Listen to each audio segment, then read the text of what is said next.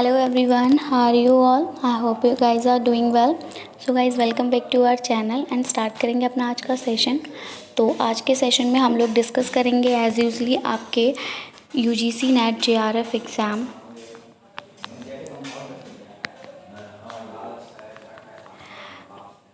Unit 2 previous year के questions को, जैसे कि हम ऑलरेडी 2 पार्ट्स में कवर कर चुके हैं। अगर आपने हमारा वो वीडियो नहीं देखा तो डिस्क्रिप्शन बॉक्स में आपको लिंक प्रोवाइड कर दिया जाएगा, वहाँ से चेक कर सकते हैं। इसके अलावा अगर अभी तक आपने हमारे चैनल को सब्सक्राइब नहीं किया है या फिर आप हमारे चैनल पर नए हैं तो UGC नेट एग्ज़ाम के प्रिपरेशन के लिए चैनल को सब्सक्राइब करें और बेल आइकन को प्रेस करना बिल्कुल ना भूलें, ताकि हम अपनी जब भी कोई न्यू वीडियो अपलोड करें तो नोटिफिकेशन सबसे पहले आपको मिल सके। तो चलिए guys, without wasting much more time start करेंगे अपना आज का session. So now let's get started with question number 1। Now question number 1 says that a researcher intends to explore the effect of possible factors for the organization of effective midday meal interventions. Which research method be most appropriate for this study? यहाँ पर आपसे पूछा गया है कि एक researcher है जो कि चाहता है कि वो ज़्यादा से ज़्यादा पॉसिबल फैक्टर्स को एक्सप्लोर कर सके एक ऐसी ऑर्गेनाइजेशन के लिए जो क्या कर रही है, जो मिड डे योजना चलाती है, जो मिड डे मील योजना है उसको चलाती है। तो इनमें से किस रिसर्च मेथड का वो यूज़ करेगा जो ज़्यादा अप्रोप्रिएट रहेगा? Historical method, descriptive survey method, experimental method या फिर एक्सपोस्ट फैक्टर मेथड। तो अगर हम बात करें हिस्टोरिकल मेथड की, तो as you all know that the historical method किसी भी एक जो भी हमारा हिस्टोरिकल मॉन्यूमेंट्स होते हैं या फिर कोई भी हमारी हिस्ट्री जो होती है उसमें उससे रिलेटेड अगर हम कोई रिसर्च करते हैं then we use this historical method. मान लीजिए कि हमें किसी भी मॉन्यूमेंट के रिगार्डिंग हमें पता लगाना है कि वो मॉन्यूमेंट किसने बनवाया था, कब बनवाया था, क्यों बनवाया था और जब वो बनवाया गया था तो कौन कौन से अवशेष वगैरह जो हमें मिले थे, तो उसके रिगार्डिंग अगर हमें कोई रिसर्च करनी होती है तो हम हिस्टोरिकल मेथड का यूज़ करते हैं। और यहाँ पर हमारा हिस्ट्री से रिलेटेड नहीं है तो ये ऑप्शन हमारा बिल्कुल गलत हो जाएगा। नेक्स्ट हम अगर आगे बढ़ेंगे, देखेंगे दूसरे ऑप्शन की तरफ, तो यहाँ हमें दिया जा रहा है डिस्क्रिप्टिव सर्वे मेथड। तो डिस्क्रिप्टिव सर्वे मेथड की अगर हम बात करें तो सर्वे में आपको ऑलरेडी काफ़ी बार एक्सप्लेन कर चुकी हूँ कि सर्वे मेथड क्या होता है कि जब हम एक क्वेश्चनेयर तैयार करते हैं और हम यहाँ से ये पता लगाना चाहते हैं कि हमने जो भी 2 टाइप्स की कैटेगरीज ली थी उनमें से किस टाइप की कैटेगरीज में हम देखा कि किसका, जैसे मान लीजिए मैंने आपको बताया था कि हमने एक क्वेश्चनेयर तैयार किया जिसमें हम ये देखना चाहते हैं कि इन्वायरमेंट से रिलेटेड जो अवेयरनेस है वो CBSE बोर्ड के स्टूडेंट्स में ज़्यादा है या फिर UP बोर्ड के स्टूडेंट्स में ज़्यादा है। तो ये देखने के लिए हमने एक सर्वे किया, UP बोर्ड्स के स्कूल में भी वो क्वेश्चनेयर दिया और CBSE स्कूल में भी वो क्वेश्चनेयर दिया। अब एट लास्ट रिज़ल्ट हमें मिलता है, चलिए मान लेते हैं कि ऐसा पाया गया कि जो CBSE बोर्ड के स्टूडेंट्स होते हैं उनमें इन्वायरमेंट को लेकर ज़्यादा अवेयरनेस है। तो ये आपका, और इसको अगर डिस्क्राइब करने की बात आ जाए, वहाँ तो हमने सिर्फ इतना पता लगाया कि CBSE बोर्ड के स्टूडेंट्स में ज़्यादा अवेयरनेस देखने को मिली है, बट क्यों मिली है, क्या रीज़न रहे जिससे हमने ये पता लगाया कि हाँ उनमें ज़्यादा अवेयरनेस है, इसको अगर हम डिस्क्राइब करके देंगे तो ये हमारा डिस्क्रिप्टिव सर्वे मेथड के अंतर्गत आ जाएगा। तो यहाँ पर कुछ भी डिस्क्रिप्शन नहीं दिया हुआ है, इसलिए ये ऑप्शन भी हमारा गलत हो जाएगा। नेक्स्ट जो है हमारा experimental method as I already told you कि अगर आपको किसी भी पैरामीटर से रिलेटेड कोई भी रिसर्च कर रहे हैं, मान लीजिए आप वाटर पर रिसर्च कर रहे हैं, आप सॉइल पर रिसर्च कर रहे हैं, आप एयर पे रिसर्च कर रहे हैं, तो आप उसके लिए एक्सपेरिमेंट परफॉर्म करेंगे, देन आप किसी भी एक कंक्लूज़न, एक रिज़ल्ट तक पहुंचते हैं। तो यहाँ पर एक्सपेरिमेंटल रिसर्च की भी बात नहीं हो रही, क्योंकि यहाँ पर जो रिसर्चर है वो ये चाहता है कि उसको ज़्यादा से ज़्यादा ऐसे फैक्टर्स मिलें, ऐसे पॉसिबल फैक्टर्स मिलें जिसका जो एक effective mid day meal intervention है उसकी एक ऑर्गेनाइजेशन यूज़ कर रही है।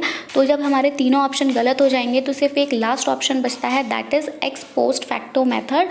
मैं आपको काफ़ी बता चुकी हूँ कि अगर आपको क्वेश्चन समझ में ना आए, ऑप्शन थोड़ा सा डिफ़िकल्ट लग रहे हों, तो बस आप ऑप्शंस को एलिमिनेट करने का कोशिश करिए। जितनी जल्दी आप ऑप्शंस को एलिमिनेट कर देंगे आप आंसर्स तक खुद पहुँच जाएंगे।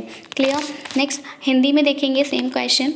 एक शोधकर्ता प्रभावी मध्याह्न भोजन हस्तक्षेप के आयोजन के लिए संभावित कारकों के प्रभाव का पता लगाने का इरादा रखता है।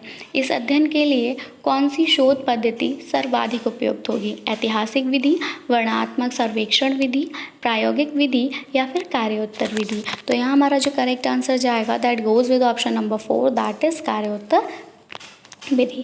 आगे बढ़ेंगे नेक्स्ट क्वेश्चन की तरफ। Question number 2 says that which of the following is an initial mandatory requirement for pursuing research. बहुत ही ईजी सा क्वेश्चन है कि अगर आपको रिसर्च परस्यू करना है, आपको रिसर्च में एडमिशन लेना है, आपको रिसर्च करनी है, तो एक मैंडेटरी मतलब कह सकते हैं हम कि फॉरमोस्ट, ठीक है, मोस्ट इम्पॉर्टेंट कौन सी रिक्वायरमेंट रहेगी, कौन सी रिक्वायरमेंट को आपको फुलफिल करना होगा? डेवलपिंग अ रिसर्च डिज़ाइन, आपको एक रिसर्च डिज़ाइन तैयार करनी होगी, या फिर फॉर्मुलेटिंग अ रिसर्च क्वेश्चन, या फिर आप एक रिसर्च क्वेश्चन को फॉर्मुलेट करेंगे। Deciding about the data analysis procedure, या डेटा एनालिसिस कैसे करनी है उसके प्रोसीजर के बारे में डिसाइड करेंगे, या फिर फॉर्मुलेटिंग अ रिसर्च हाइपोथेसिस, या रिसर्च हाइपोथेसिस को फॉर्मुलेट करेंगे। तो अगर आप ध्यान दें इन ऑप्शंस पे, यहाँ पर आपसे पूछा है कि रिसर्च करने के लिए आप सबसे ज़्यादा प्राथमिकता किसको देंगे? तो डेवलपिंग अ रिसर्च डिज़ाइन, जब तक आप टॉपिक डिसाइड नहीं करोगे कि आपको, क्योंकि हर टॉपिक के अकॉर्डिंग अलग अलग रिसर्च डिज़ाइंस होते हैं, तो जब तक आप टॉपिक डिसाइड नहीं कर लेते तब तक आप कैसे रिसर्च डिज़ाइन डेवलप कर सकते हो? तो ये ऑप्शन आपका बिल्कुल गलत हो जाएगा। नेक्स्ट अगर हम बात करें deciding about the data analysis procedure, वही सेम थिंग फिर से आ रही है कि जब तक टॉपिक डिसाइड नहीं है कि किस टॉपिक पर आपको रिसर्च करनी, बेसिकली आपको रिसर्च करनी क्या है, तो डेटा को आप एनालाइज कैसे करोगे, डेटा एनालिसिस का प्रोसीजर क्या रहता है, वो डिपेंड करता है वेरियस टाइप्स ऑफ रिसर्चेस पे। अलग अलग रिसर्चेस के लिए अलग अलग डेटा एनालिसिस होता है, तो ये ऑप्शन भी गलत हो जाएगा। फॉर्मुलेटिंग अ रिसर्च हाइपोथेसिस, आप कोई भी एक रिसर्च हाइपोथेसिस को फॉर्मुलेट करते हैं, तो रिसर्च हाइपोथेसिस पे आपको पता है कि ऑल ओवर जो भी आप रिसर्च कर रहे हो उसका ओवर ऑल जो होता है वो रहता है। तो यहाँ पे जब हमें पता ही नहीं कि टॉपिक क्या है तो कैसे हमारी ओवरऑल रिसर्च कंडक्ट हो सकती है, तो इसलिए ये ऑप्शन भी गलत है। Only one option is correct here, that is option number 2, formulating a research question. पहले आप अपना एक रिसर्च क्वेश्चन तो बनाइए, मीन्स आप एक टॉपिक तो डिसाइड करिए कि आपको रिसर्च करनी किस टॉपिक पर है। जब आप एक क्वेश्चन तैयार कर लेते हैं, जब आप अपना टॉपिक डिसाइड कर लेते हैं, उसके बाद आपको देखना होता है कि कैसे उस टॉपिक के लिए, जैसे मान लीजिए मैं फिर से एग्जाम्पल अगेन दे रही हूँ वाटर का ही, कि आपको अगर वाटर पर रिसर्च करनी है तो फिर आप देखेंगे कि किस तरह से हमें सैम्पलिंग करनी होगी, हम किस जगह से सैम्पलिंग करेंगे, कौन से एरियाज़ हम लेंगे सैम्पलिंग के लिए, फिर सैम्पलिंग कैसे की जाती है, जैसे कि पता होगा आप लोगों को कि early in the morning sampling के लिए जाया जाता है। अगर हम रिवर वाटर की बात करें तो क्यों, क्योंकि उस टाइम पर वाटर क्या होता है, उस टाइम पर वाटर स्टेशनरी होता है, ठीक है, तो हमें उसमें ज़्यादा पॉल्यूटेंट्स वगैरह हमें देखने को नहीं मिलते। मतलब हम कह सकते हैं कि जिस टाइप का वाटर हमें रिक्वायर्ड होता है उस टाइप का वाटर हमें अर्ली इन द मॉर्निंग मिलता है, तो अर्ली इन द मॉर्निंग ही हम सैम्पलिंग के लिए जाते हैं।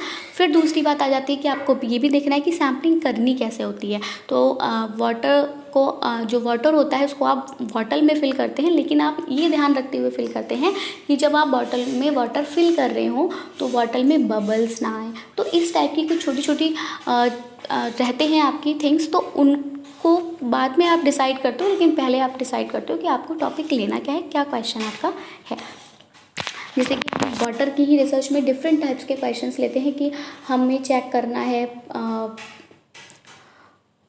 मान लीजिए आपको फिज़िकल पैरामीटर्स चेक करने हैं, आपको माइक्रोबियल एक्टिविटी चेक करनी है, तो क्या चेक करना है पहले आप ये डिसाइड करेंगे। क्लियर। आगे बढ़े, हिंदी में देखेंगे सेम क्वेश्चन।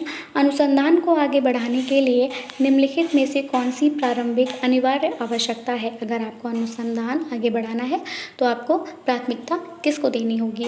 एक शोध डिज़ाइन विकसित करेंगे आप, या फिर एक शोध प्रश्न तैयार करेंगे, या फिर डेटा विश्लेषण प्रक्रिया के बारे में निर्णय लेंगे, या एक शोध परिकल्पना तैयार करेंगे। तो क्या करेंगे? एक शोध प्रश्न तैयार करेंगे। Clear. Next, the format of thesis writing is the same as in. जो फॉर्मेट होता है, अब आप जब थीसिस लिखते हो, तो मैं आपको काफ़ी बता चुकी हूँ कि हम थीसिस कब लिखते हैं।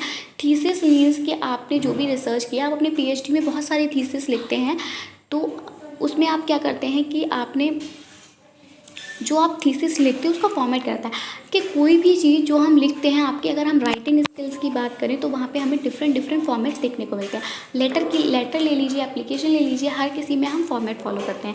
तो same thing happens with thesis writing also, कि थीसिस राइटिंग में आप कौन सा फॉर्मेट फॉलो करते हैं। आप प्रिपेयर करते हैं research paper, preparation of a research paper article, यानी आर्टिकल या रिसर्च पेपर को आप प्रिपेयर कैसे करेंगे, या फिर आप सेमिनार में सेमिनार प्रेजेंटेशन के लिए क्या लिखते हैं, या फिर रिसर्च डिजर्टेशन, या फिर presenting a workshop conference paper, आपके कोई कॉन्फ्रेंस पेपर आप प्रेजेंट कर रहे हो या फिर आप कोई भी वर्कशॉप कर रहे हो। तो देखिए ध्यान देने वाली चीज़ है थीसिस की। तो थीसिस में आप रिसर्च पेपर की प्रिपरेशन नहीं करते, किसी भी एक आर्टिकल की प्रिपरेशन नहीं करते। आप सेमिनार में प्रेजेंट करने के लिए कुछ लिख रहे हैं, वो थीसिस नहीं होता, वो मेनली आपका एब्स्ट्रैक्ट में आ जाता है या फिर रिसर्च पेपर में के रिव्यू में आ जाता है, बट हम उसको थीसिस नहीं कह सकते। लेकिन जब आप अपना रिसर्च डिजर्टेशन लिखते हो, रिसर्च डिजर्टेशन मीन्स ये आपके एकेडमिक्स में होता है, ये एकेडमिक्स का पार्ट होता है आपका, कि आप जब अपना एकेडमिक कर रहे हैं, मान लीजिए आप MSc कर रहे हो या आप PhD कर रहे हो, उसमें आपको एक डिजर्टेशन मतलब एक टॉपिक दिया जाता है जिस पे कि आपको रिसर्च करनी होती है और एक valid result and conclusion draw करना होता है। तो वो उस दौरान आप जो भी रिटन लिखते हो, मतलब उस पे बेस्ड आप जो रिसर्च पेपर लिखते हो वो आपका थीसिस के अंतर्गत आता है। और फॉर्मेट की यहाँ पर जो बात की गई है वो ये की गई है कि जैसे मान लीजिए आपने पहले एब्स्ट्रैक्ट दिया, तो हम लोग क्या करते हैं, अगर हम कोई रिसर्च पेपर लिखते हैं तो हम सबसे पहले उसमें एब्स्ट्रैक्ट लिखते हैं। बट अगर हम बात करें थीसिस की, इन सम ऑफ द केसेस हम सबसे थीसिस की या फिर हम रिसर्च डिजर्टेशन की बात करें तो यहाँ हमारा फर्स्टली एब्स्ट्रैक्ट नहीं आता, हम यहाँ पर स्टार्ट करते हैं अपना इंट्रोडक्शन के साथ। और रिसर्च पेपर में हम क्या करते हैं, पहले एब्स्ट्रैक्ट देते हैं, देन हम इंट्रोडक्शन पे आते हैं। बट हम थीसिस में इंट्रोडक्शन से स्टार्ट करते हैं। और बात करें एब्स्ट्रैक्ट की, तो या तो किसी थीसिस में एब्स्ट्रैक्ट होता ही नहीं है, और या फिर एब्स्ट्रैक्ट देखने को मिलता है बट एट दी लास्ट हमें देखने को मिलता है। तो यहाँ हमारा जो करेक्ट आंसर जाएगा वो रिसर्च डिजर्टेशन के साथ जाएगा, कि जो फॉर्मेट होता है थीसिस राइटिंग का वो बिल्कुल सेम होता है आपके रिसर्च डिजर्टेशन की तरह। थीसिस लेखन का प्रारूप वैसा ही है जैसे एक शोध पत्र या लेख तैयार करने का होता है, नहीं। एक सेमिनार प्रस्तुति में आप इतना बड़ा लिखेंगे, मान लीजिए डिजर्टेशन कितने पेजेस का होता है, मिनिमम बोल के चल रहे हैं कि 40 to 45 pages are minimum pages. फिर सोच लीजिए और इससे ज़्यादा आपको डिजर्टेशन आप जितना लंबा लिख सकें ना, थीसिस भी उसी अकॉर्डिंग होगा। तो हम सेमिनार में इतना बड़ा जो भी है वो लेख प्रस्तुत नहीं करते हैं, तो ये गलत हो जाएगा। एक शोध प्रबंध लिखना तो ये भी नहीं है। और कार्यशाला में, वर्कशॉप में आप लिखते हो तो वर्कशॉप में भी आप इतना एलैबोरेट नहीं करते, और किसी भी कॉन्फ्रेंस में अगर आप प्रेजेंट हो रहे हैं तब भी आप इतना नहीं करेंगे। ये कब करेंगे हम, जब हम क्या लिखेंगे, जब हम एक थर्ड ऑप्शन इज करेक्ट, एक शोध प्रबंध लिखेंगे, यानी एक रिसर्च डिजर्टेशन करेंगे। क्लियर। आगे बढ़ेंगे नेक्स्ट क्वेश्चन की तरफ। This question says that in qualitative research paradigm, which of the following features may be considered critical? Data collection with the standardized research tools, sampling designs with probability sampling techniques, data collection with bottom-up empirical evidence, data gathering to take place with top systematic evidence. तो यहाँ आपसे पूछा है कि जो qualitative research paradigm होता है उसमें कौन सा फीचर है जिसको हम क्रिटिकल कंसीडर कर सकते हैं। इसमें आपका डेटा कलेक्शन आता है कि आप स्टैंडर्डाइज रिसर्च टूल्स के साथ डेटा को कलेक्ट करेंगे। देखिए बात जब आ रही है क्वालिटेटिव, मैं आपको बता चुकी हूँ क्वालिटेटिव मेथड्स में कि यहाँ पर आप क्वालिटी पर फोकस करते हैं। तो क्वालिटेटिव रिसर्च पैराडिग्म में डेटा कलेक्शन आपको करना है, लेकिन यहाँ पर कोई भी स्टैंडर्डाइज रिसर्च टूल्स की रिक्वायरमेंट नहीं होगी। Next, sampling design with probability sample techniques. आप sampling design probability sampling techniques के थ्रू नहीं करेंगे, डेटा को आप गैदर भी नहीं करेंगे, ठीक है, सिस्टमैटिक एविडेंस को टॉप डाउन करने के लिए। यहाँ हमारा जो करेक्ट आंसर जाएगा वो ऑप्शन नंबर 3 के साथ जाएगा, दैट इज़ कि आप डेटा को कलेक्ट करेंगे, लेकिन कैसे कलेक्ट करेंगे, तो बॉटम अप एम्पेरिकल एविडेंसेस के साथ कलेक्ट करेंगे। क्लियर। हिंदी में देखेंगे क्वेश्चन। तो गुणात्मक अनुसंधान प्रतिमान में निम्नलिखित में से कौन सी विशेषता महत्वपूर्ण मानी जा सकती है। ऑप्शन नंबर 1, मानकीकृत अनुसंधान उपकरणों के साथ डेटा का संग्रह। संभवतः नमूना तकनीकों के साथ नमूना डिज़ाइन, नीचे से ऊपर अनुभवजन्य साक्ष्य के साथ डेटा संग्रह, या ऊपर से नीचे तक व्यवस्थित साक्ष्यों के साथ डेटा एकत्र करना। तो हमारा जो करेक्ट आंसर जाएगा that goes with option number 3, that is नीचे से ऊपर अनुभवजन्य साक्ष्य के साथ डेटा संग्रह। So that's all about our session. I hope आपने सेशन एंजॉय किया होगा। वीडियो पसंद आया हो तो प्लीज़ इसको लाइक करें और अपने फ्रेंड्स में शेयर करें ताकि उनको भी इसका बेनिफिट मिल सके। सो कंटिन्यू करेंगे हम इसके नेक्स्ट पार्ट के साथ, यानी कि क्वेश्चन नंबर 5 के साथ। So that's it from my side. मिलेंगे अपनी नई वीडियो के साथ। Till then take care and bye bye. So thanks for watching. Thanks, have a nice day.